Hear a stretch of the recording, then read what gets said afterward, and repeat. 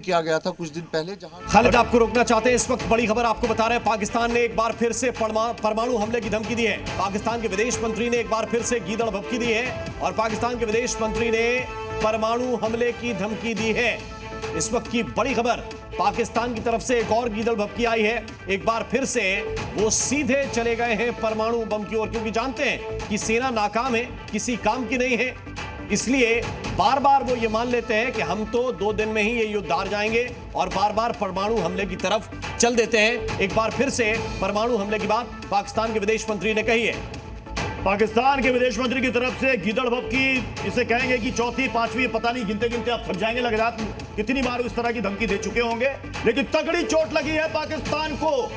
9 आतंकी, जो अभी तक खबरें आ रही, हो सकता है कि 9 से ज्यादा वो ठिकाने हो सकता है 9 से ज्यादा ठिकाने हो, क्योंकि इस बार का जो एरिया है वो काफी बड़ा है। पाकिस्तान को तगड़ी चोट लगी है। तस्वीरें धीरे धीरे करके आ रही है, स्क्रीन पर हम आपको दिखा रहे हैं, सारी इंफॉर्मेशन आपको देख रहे हैं।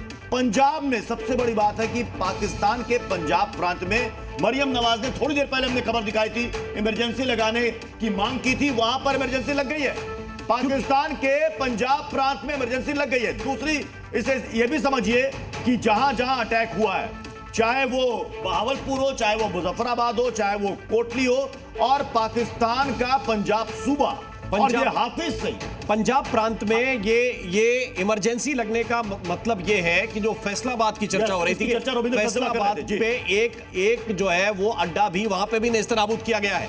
और कुल मिलाकर 9 इसलिए कह सकते हैं क्योंकि इंडियन आर्मी ने बाकायदा ओन किया है कि हमने 9 टारगेट किया है। हाँ, अब पाकिस्तान अगर ये रिटेलिएट करेगा तो बड़े संघर्ष के करीब हम क्या पड़ जाएंगे, पहुंच गए हैं। बड़े संघर्ष के करीब हम पहुंच गए। रविंदर सचदेवा सर, इस बयान के क्या मतलब निकाले?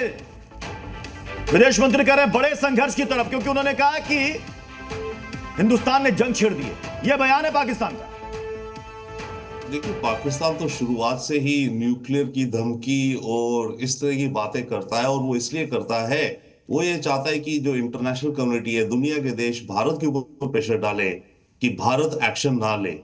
राइट, पाकिस्तान की स्ट्रैटेजी अभी तक ये थी, न्यूक्लियर की धमकी देना, दुनिया को दिखाना भी देखो इंडिया हम पे अटैक करेगा, हमारे पास कोई रास्ता नहीं होगा, तो हम तो न्यूक्लियर वेपन इस्तेमाल कर सकते हैं।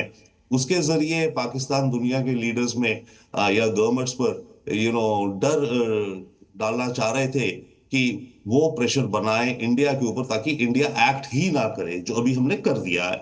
अब हमने कर दिया, और अब भी अगर वो न्यूक्लियर वेपन की धमकी दे रहे हैं, तो ये एक तो उनकी आई थिंक हेल्पलेसनेस है। उनके पास है क्या बोलने को कि क्या करेंगे वो?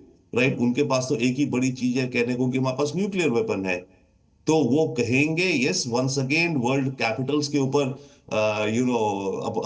अपने फेवर में ओपिनियन बनाने के लिए जी। और अब देखिए, इंडिया ने अभी हमने 1 राउंड करा है स्ट्राइक्स का। अब आई डोंट नो, ये तो नहीं है कि हम शायद 2nd राउंड भी कर दें, बट पाकिस्तान का एक तो ओवर पूरा प्रयास होगा कि इंडिया कोई सब्सिक्वेंट राउंड ऑफ स्ट्राइक्स ना करे। राइट, दूसरा राउंड हो गया, या कहीं और से हो सकता है, कहीं और से कुछ और अटैक कर दे इंडिया कर रहा हो, टारगेटेड पर हम कर रहे हैं। तो ये पाकिस्तान की आई थिंक हेल्पलेसनेस भी दिखाता है कि वो जो जो F-16 की खबर सामने आई, क्योंकि इस तरह की खबरें आ रही थी कि पाकिस्तान ने अपने F-16 को बिल्कुल हटाकर पीछे कर दिया है, क्योंकि सबको पता था कि हिंदुस्तान का पहला अटैक वहीं पर होगा। ये F-16 को बिल्कुल अब फ्रंट पर लाकर पाकिस्तान की तरफ से भारतीय वायु सीमा के अंदर घुसाने की कोशिश, ये क्या दर्शा रहा है सर? ये तो ये एक बड़ी चीज है। ये डेफिनेटली, ये जिसे कहते हैं escalatory ladder in the sense कि इसलिए मैंने कहा एब्सोल्युटली यू राइट, ये स्पाइरल अप की तरफ स्टेप है। अगर ये ऑफ कोर्स आप कह रहे तो डेफिनेटली सूत्रों से आपको पता चल रहा होगा, बट ये डेफिनेटली ये एस्केलेटरी है, चिंता का विषय। इन एनी केस देखिए, जब इस तरह की स्ट्राइक होगी, जंग का माहौल बनेगा, तो चिंता की चीजें तो बहुत निकलेंगी। राइट, पाकिस्तान कुछ ऐसी चीजें करेगा जो हमें हर्ट भी कर सकती है शायद, but I think big game में इंडिया ने डिसाइड कर लिया है। जैसे हमारी अब डॉक्ट्रिन है, आप कह रहे थे ना, डिप्लोमेटिक भी, हमारा अब क्लियर है, टिट फॉर टैट। और ये भाषा अमेरिका और ट्रंप समझते हैं। हमारे साथ हमारे तमाम सहयोगी भी इस वक्त जुड़े हुए हैं। खालिद भी हमारे साथ हैं, अमित भी हमारे साथ हैं, और अनवेश भी हमारे साथ है। अनवेश, आज मॉक ड्रिल होना है। अनवेश, अगर आप तक आवाज आ रही होगी, खास तौर पर जो सीमाई इलाके हैं, क्या उसके लिए कोई नई गाइडलाइन आ सकती है कुछ ही देर में? देखिए, अभी अभी मिली जानकारी के मुताबिक इस वक्त एक बहुत बड़ी खबर मिल रही है, आपको रोकना चाहते हैं। पाकिस्तान पर स्ट्राइक पर इस वक्त की सबसे बड़ी खबर आपको बता रहे हैं, और खबर यह है कि स्ट्राइक में 30 आतंकी मारे गए हैं। अब तक की जानकारी के मुताबिक 30 आतंकी मारे गए हैं, 55 आतंकी इसमें घायल हुए, यानी बहुत बड़ी स्ट्राइक है। कई ठिकानों को निशाना बनाया गया है और बड़ी स्ट्राइक की गई है। बड़ी मिसाइल से यह टारगेट किया गया है। लश्कर के हेडक्वार्टर को भी टारगेट किया गया है। ये बिल्कुल उसी अंदाज में टारगेट किए गए हैं जैसे इजराइल ने अपने दुश्मनों को ठिकाने लगाया है। और यह जानकारी इस वक्त मिल रही है कि लश्कर का हेडक्वार्टर भी टारगेट पर था, उसको भी निशाना बनाया गया है। कुल 30 आतंकियों के मारे जाने की खबर है और 55 आतंकी घायल हुए हैं। खालिद, मैं तो सिर्फ एक लाइन कहूंगा कि अभी तो ये शुरुआत है। अब सिर्फ और सिर्फ पाकिस्तान ये संख्या, अपने आतंकियों की संख्या ये गिनते जाएगा।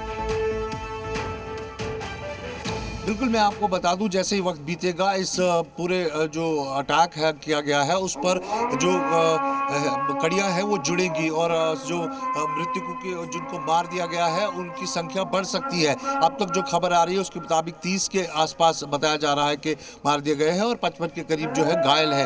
लेकिन अभी जैसे जैसे वक्त गुजरेगा, दिन आएगा तो तब चीज़ें जो और ज़्यादा क्लियर होगी। लेकिन इस वक्त मैं आपको बता दूँ, बिम्बर गली और जो मनकोट है वहाँ पर बहुत ज़बरदस्त फायरिंग आर्टरी की जा रही है पाकिस्तान की तरफ से, जिसका जवाब दिया जा रहा है। वैसे ही हाल जो है कुपवारा सेक्टर का है जहाँ पर फायरिंग हो रही है, उसका भी रिटेलिएशन किया जा रहा है। उस इलाके में लोगों को, जो हमारी तरफ के लोग हैं, जो नियंत्रण रेखा से सटे लोग हैं, उनको खालिद मुरिद के ये जो है लश्कर का ये हेडक्वार्टर, और जो हमने दिखाई खबर कोटली, मुरिद के, बहावलपुर, मुजफ्फराबाद और अभी अपुष्ट खबर है फैसलाबाद, इन जगहों पर स्ट्राइक हुई है। यानी बिल्कुल पिन पॉइंटेड स्पेसिफिक स्ट्राइक, लश्कर का मुख्यालय हेडक्वार्टर तबाह। खालिद, बिल्कुल, मुरीद के जो है वो पहले से ही लश्कर का एक हेडक्वार्टर रहा है। और बावलपुर की बात करें तो वहाँ पर भी मूवमेंट आ रही है। जैसा मैंने पहले भी कहा कि 42 के करीब जीरो इन किए गए थे ऐसे लॉन्च पैड्स, जो कैब्स है, जो हमें कुछ दिन पहले खबर मिली थी, उनको जीरो इन करके जो है उनको ये टारगेट बनाया गया है। और वहाँ पर 100 से करीबन 135 तक की लोगों की जो टेररिस्ट, ट्रेन टेररिस्ट थे, उनके होने की खबर भी थी।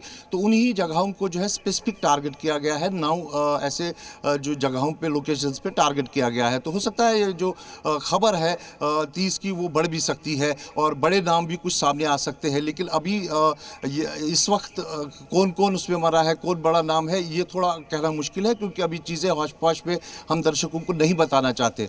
तो इसलिए जो अटैक है वो स्पेसिफिक था और सिर्फ जो लॉन्चिंग पैड्स थे, जो कैंप्स थे, उनको टारगेट बनाया गया और सिविलियंस और मिलिट्री एस्टैब्लिशमेंट को नहीं छेड़ा गया। ये स्ट्रेटजी रही है इस ऑपरेशन सिंदूर की। और कहीं ना कहीं उसके बाद जो संभावना थी कि पाकिस्तान रिटेलिएट करेगा, सीज फायर वायलेशन करेगा। और इस बीच एक और बड़ी अपडेट, बड़ी खबर आ रही है, पीओके के मुजफ्फराबाद में कई विस्फोट हुए हैं।